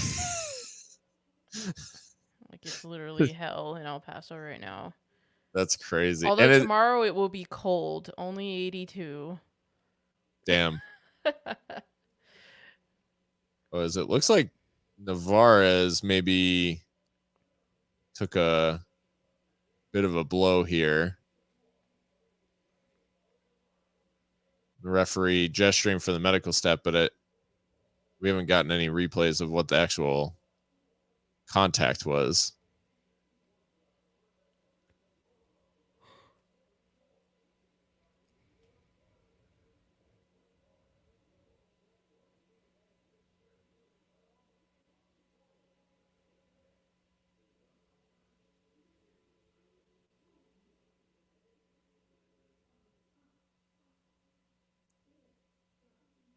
The US is really like a wild place when on a soccer broadcast and there's an injured player, they do a sponsorship activation for a For health fucking insurance. insurance company.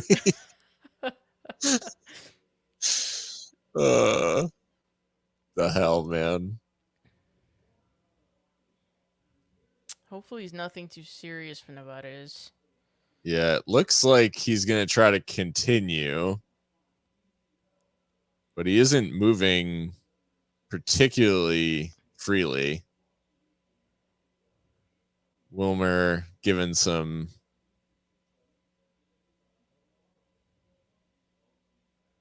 direction to Nick Hines. And Pascal restarts with a long boot out from the back, but Oakland going back the other way and threatening to get in behind down their left-hand side. And G was looking for options, doesn't find the right one in the end, and it's actually Petrovic who cleans up for Locomotive. Hines pass out from the back, though, is directly to Tamakis. And He's Oakland done that a couple of times. Yeah. And it's a tap in at the back post, a total calamity for Locomotive. Alexeyev from Rasmussen and 2-1 Oakland. Pascal flailing at this cross. And in the end, it's a tap in at the back post. Going from sort of low danger to as soon as Pascal doesn't reach it, it's basically their fate was sealed. 2-1 Roots. Yeah, and it all starts with a unforced giveaway from Nick Hines, just crossfield ball into the midfield for no reason. Just haven't been sharp enough, and Alexeyev off the bench gets his second of the season. So, I mean, we knew this about Oakland, right? That they had these weapons that they could bring onto the pitch and make a difference. Yeah. And like you said, just poor. And I think the initial giveaway is bad. Like the defending for the cross is bad. The goalkeeping, unfortunately, is not good enough. And it just, yeah. The warning signs have been there. And I mean, it feels quite similar to Phoenix. Obviously, I know the result is shaping up differently, but it feels similar in that, like, you could see another goal coming, and it certainly didn't feel like Locomotive had a couple of opportunities, but it certainly didn't feel like Oakland were sitting back, and in the end, it's just like an inability to react to the danger or like.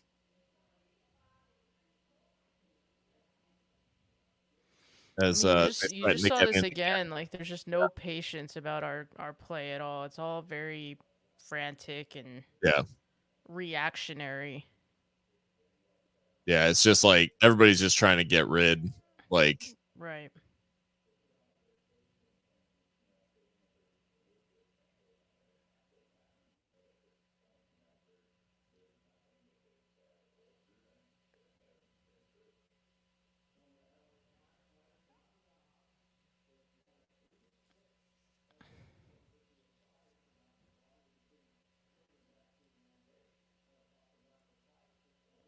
That's just what you want to see at 2-1 down, is Johnny Rodriguez being prepared to to come on.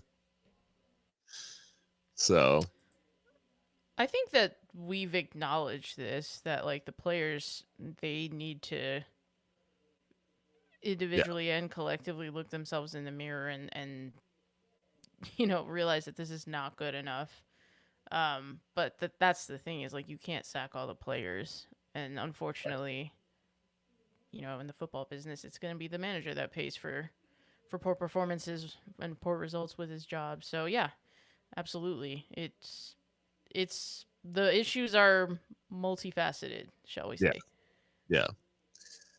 Yeah, I think to say that there weren't any issues like with Claire Hout's approach or stuff like would be, I think that would be an oversimplification, um Hmm. for it just to be about the players, because at the end of the day, like, it's a club, right? It it takes everybody up and down, like, operating on the same wavelength and understanding like what needs to happen, in order to succeed. And you think about the if there's a disconnect between what the coach is trying to do and what the players want, or what the players think should be happening, or where they think they should be playing, and all that sort of stuff, like, that's going to lead to what we saw, where it's like you can say that the coach is right to try to play the tactics that he did. I mean, I think if Claire Hout was trying to play like, you know, Guardiola ball and have us be like the best team in the USL, like, I might have more defense for, like, hey, he was trying to stylistically play something different and all that stuff. I think like what we ended up playing was like fucking horrid to watch. So like, And it didn't make any sense. yeah. So like, Hmm. I'm I think we tried to be very fair, like, in the coaching and playing, like, because it is up to the players ultimately to execute the coach's plan. And like, I think having watched, a season and a third of Claire Hout, it just like the plan never really made sense. So as Locomotive getting on the ball here through Moshabane, was he tugged back there? He was. There'll be a booking for Donna Sayano. Donna Sayano? Donna Ciano. Donna Ciano, I think. Anyways, I don't know. I'm trying to throw a tilde in there, and this is the El Paso into me. I mean, here's another opportunity from a set piece. Are we gonna waste it by just putting it right into Blanchette's gloves? Catching practice for Paul Blanchett. Can we create something dangerous? Petrovic over this one.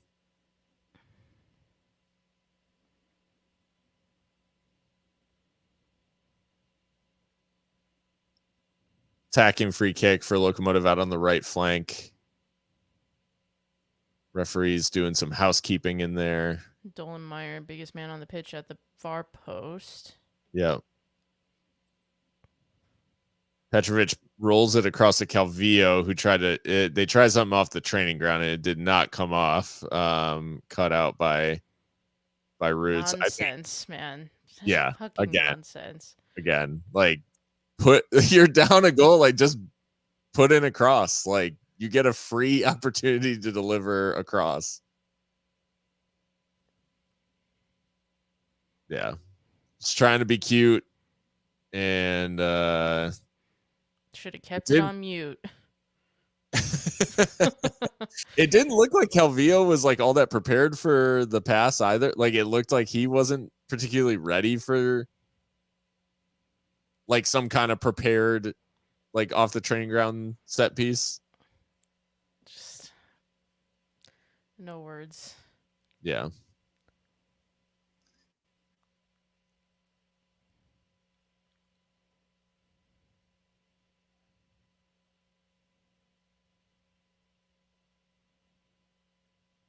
Well, 10 minutes for Locomotive to try to find an equalizer.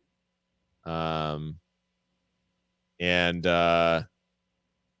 this is something that was talked about, and I think it was Christian who had the statistic about, or maybe it was the last CBS broadcast, of the fact that as Petrovic is getting into a good area here, trying to run at some folks, it's brought down in the area by Moshabane, laid off for Calvillo to hit just wide.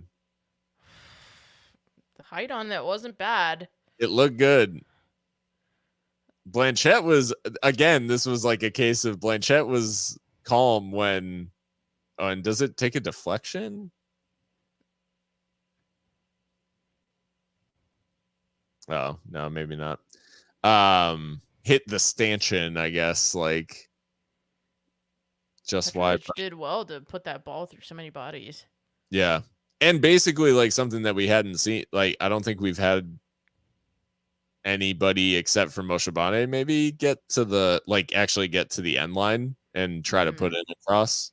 Yeah, this is a good point. We have not seen it yet. Like, they both traded time off with injury. Yeah. Has anyone seen them in the same room together? No, and I think, something that was talked about under Claire out that obviously, would be true again today, as Nick Hines does well there to press and win the ball, and Moshabane opts to lay it off there. Bolu's run off it by Cedeno, I think fairly as well, and Roots have themselves a little bit of a rush. Alexeyev looking for Dwyer in the end, and luckily the cross was a little tame and Locomotive able to come away with it. But the dropping points from winning positions, Locomotive have dropped more points from winning positions than any team in the league. And it would be another 3 points added to that if they are to lose tonight. So, going a goal up and 4 points drop, or that would make 5 points dropped over the last 2 games from winning positions. So yeah, fucking hell. Yeah.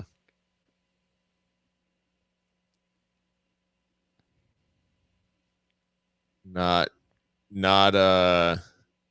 and again, you can, it's up to you essentially, like who you can attribute that to. I think like the fact that has been a constant across multiple managers, and the lack of mentality, I think that you can likely ascribe to the squad 100%.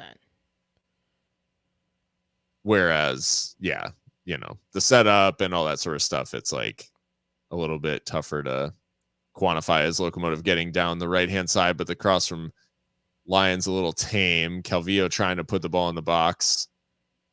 Obsolete across to Hines. Now Petrovic to Bolu. Goes to Hines. Back to Bolu, who's getting into the area, but catching practice for Blanchette again. And not able to fashion anything dangerous or truly dangerous, I guess, from these possessions. But when Bolu is getting into the box, you can see that there is a level of urgency and desperation, I guess. Here is. I do think Petrovic has helped us to let the ball stick in the final third, but yeah, just leaving it too little too late. Yeah.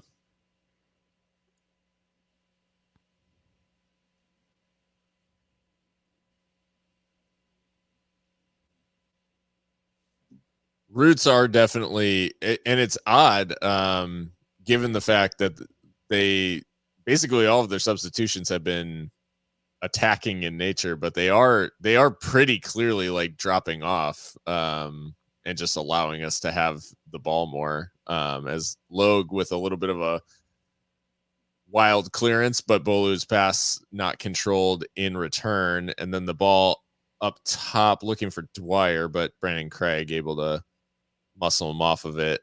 Risky to let that bounce. Yeah, very risky. Ball forward for Dylan. Fouled there.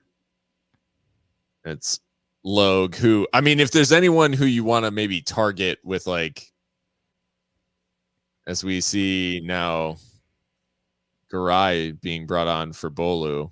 I mean, this is a like for like CDM change. I don't really know.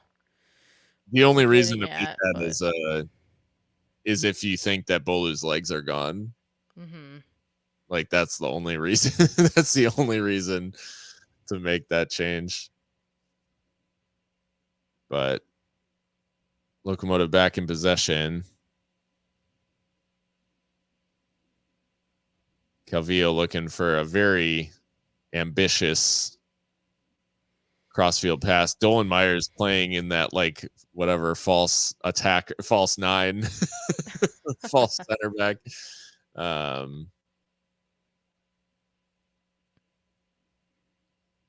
They join what I like to call the oh shit, and I'm gonna fucking forget his name. Matt Lewis. Matt Lewis, the Matt Lewis 0 appearances club.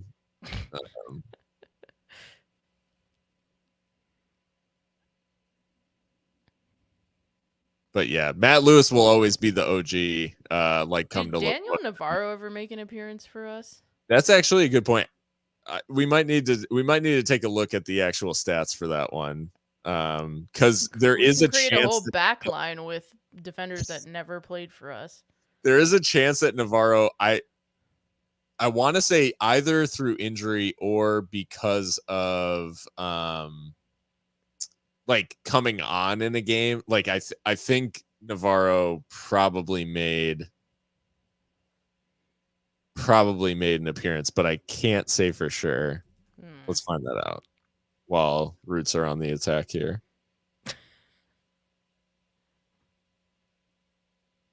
No, I did not want the Spanish bicycler Daniel Navarro.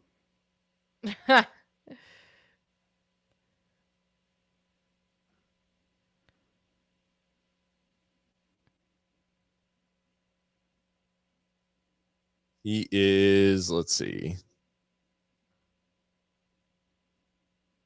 He made 4 appearances. Okay, fair. Yeah. Yeah. Fairs. Well, just a couple minutes left to go, and you know things are good when we're looking up Daniel Navarro's Locomotive career stats.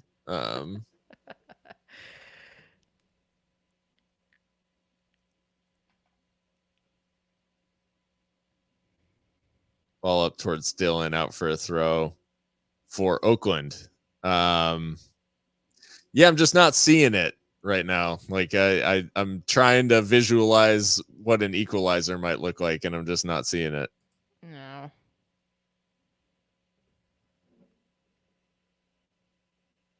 Now Navarre is getting into it with Rasmussen.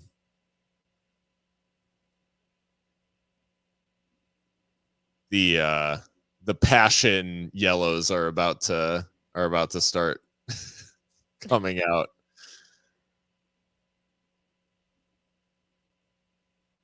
That was our favorite thing last year, right? Like, whenever we were getting bodied, we'd just flip out at the end of the game and get into handbags at full time.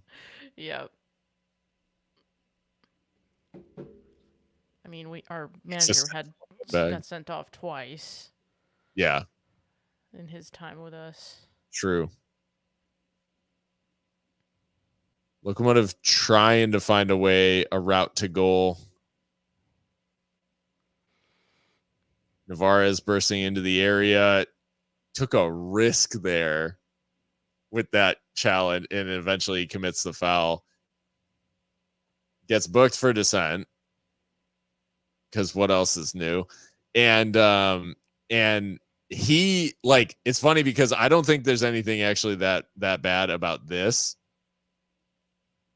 It's stupid, and he dangles a leg and all that, and it's like not that bad of a challenge. He's so lucky that he won the ball, because he went in fully, like, when he was bursting in the area, he went in fully studs up. like knee high. And if he doesn't win the ball there, like it's over. So 5 added minutes as we cross 90 played, but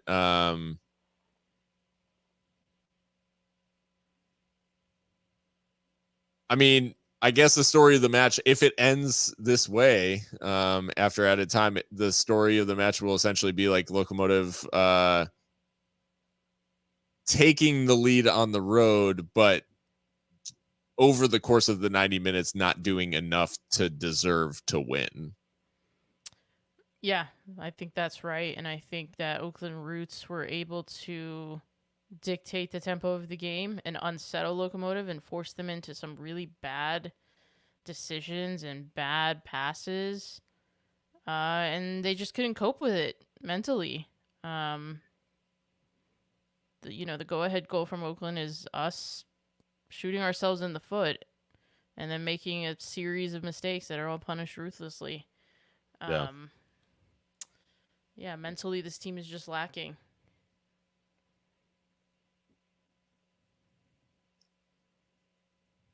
And another mix up between Lions and Navarez. Eventually, Garay actually does well to track back and cover that. I thought he was almost certainly going to have to take a yellow, and he actually intervenes quite well. But that exchange right there, Navarez with sort of Lions with a pass back towards Navarez, and Navarez being basically nowhere in the area is like sort of sums up how it's gone in parts. As Rodriguez has a wild swing at the ball, and Locomotive try to restart things quickly.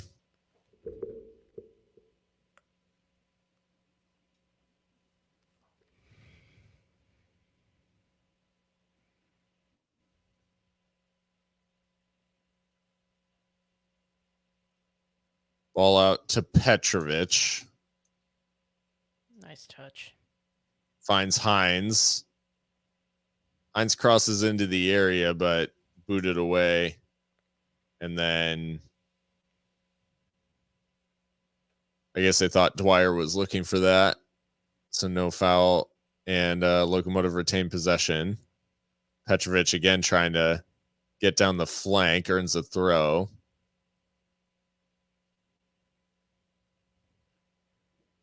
Dollenmeyer hooks a pass into Calvillo to Garay. Toomey lays it off to Garay. Nice ball out wide for Lions to shape a cross in, and Toomey was in the area and interested, but it was headed away by Roots, and then Dollenmeyer getting tangled up there with Dwyer.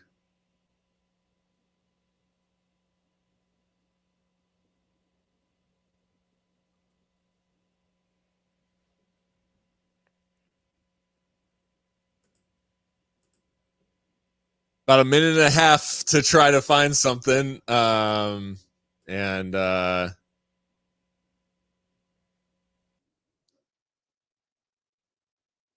Mika's just had enough. As Roots now are gonna have a little bit of a chance to take it down in the corner, and they may be able to just kill this off. And yeah, they get a free kick. This will more or less be that. As Mika, it wouldn't be a stream unless you drop off weirdly for no reason. And it's always at the end. Like Yeah. my computer's literally like had enough of Locomotives football. I said you had enough, but yeah, probably more accurately, they're like, why are you making me transmit this? Like I get why you're watching, but why do I have to see this? Right. Dear Lord. Are they still playing? They are. Locomotive, maybe one last roll of the dice. Okay, I got my stream back up. But they're kind of dicking around at the back with the last 10 seconds of the game, so They're probably just going to run out the clock on themselves as Pascal goes long.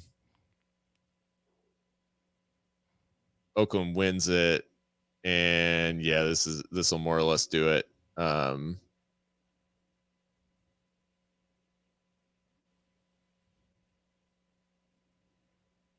not sure why the ref isn't just putting us out of our misery here as cross comes in, and it'll almost certainly blow for full time before the goal kick. Yep, that is that. El Paso Locomotive lose on the road, 2-1 loss to a very changed Oakland Roots side. And Oakland extends their good run, 5 wins in 6, and 3 on the spin.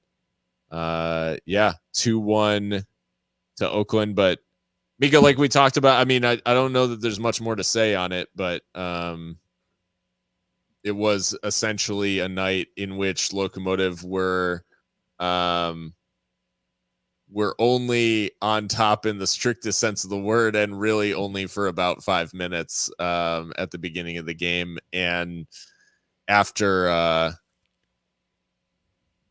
after they scored, they basically were second best for the remainder of the match. Sorry, this took me out.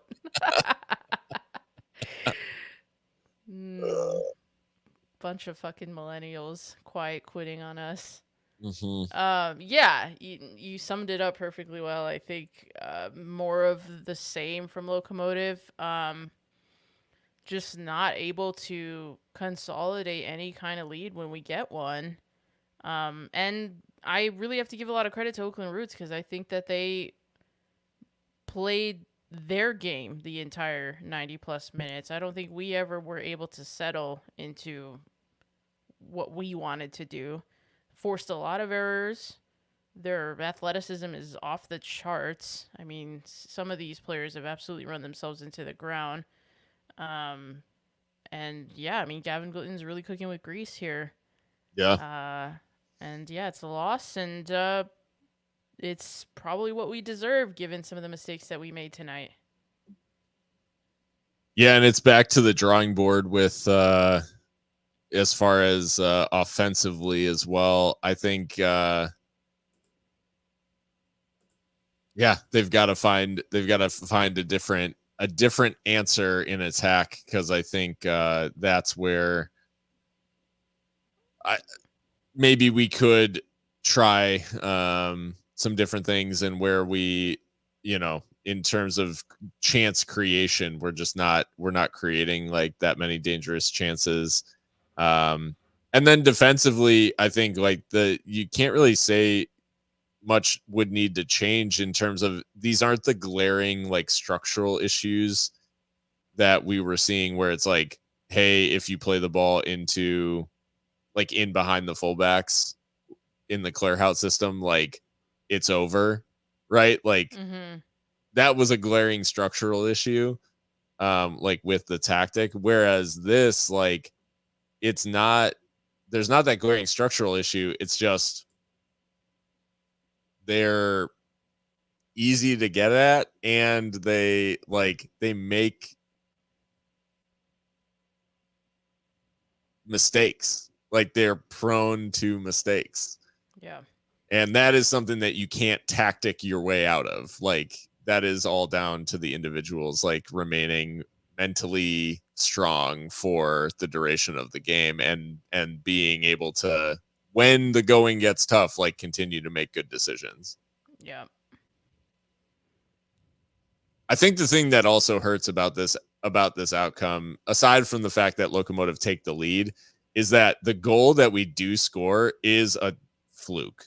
Like it's Niall Logue booting the ball off of Miles Lyons and it falling directly to like, it has nothing to do with like something that it wasn't like, yeah, it's the press. You could say like, hey, Miles puts himself in a good position and like you create your own luck and shit like that. But the fact that we don't score the rest of the game from anything that we did, it's like that to me too is just that's troubling, because I think we felt that way about some of the goals we scored early in the season, like Moreno against Monterey Bay, that sort of is like from a defensive fuck up and like caught in transition and right place, right time, like all that sort of stuff, where it's like, how many goals this season have we actually made from like passing and movement and like good decision making in the final third? Like not many, I don't think, which is Yeah. kind of at the heart of the issue. And in the end, we get sort of undone by a couple of poor decisions in defense. But yeah, a tough one to take on the road, especially given that we sort of got catfished into thinking like this could be a good performance like early on, and then we get outshot. We didn't get outpossessed in the way that we did against Phoenix, but Oakland certainly got us into that transitionary game that they definitely wanted to play. Yeah, absolutely. You have to give credit to Oakland for forcing the issue on that. Yeah, I mean the only other like quality piece of creative play was the Navarez through ball to Justin Dillon that it was ultimately, able to be saved by Blanchette. But the chance creation is few and far between because we're too busy stuck in our own half making mistakes. But Oakland Roots are hot right now, and fair play to them. They deserved all 3 points. Yeah.